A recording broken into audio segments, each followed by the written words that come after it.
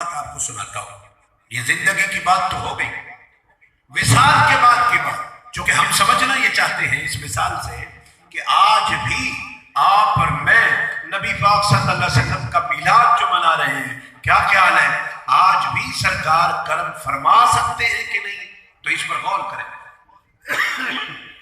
روایت میں ہے سرکار دو عالم نور مجسم صلی اللہ علیہ وآلہ وسلم کا وصال ہو گیا.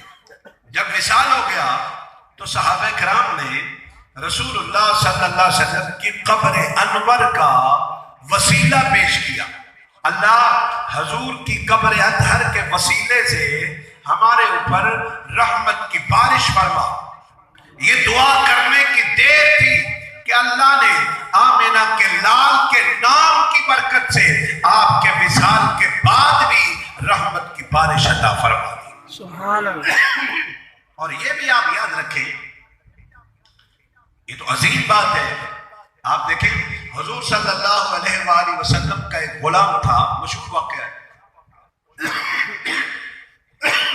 نام ہے حضرت سفینہ.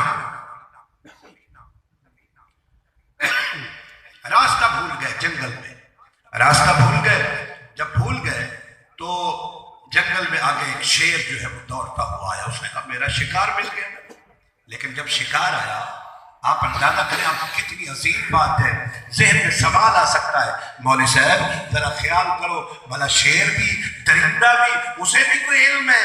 تو میں عظیم باتیں آپ کی نظر کر رہا ہوں، دو باتیں صرف توجہ سے سنیں.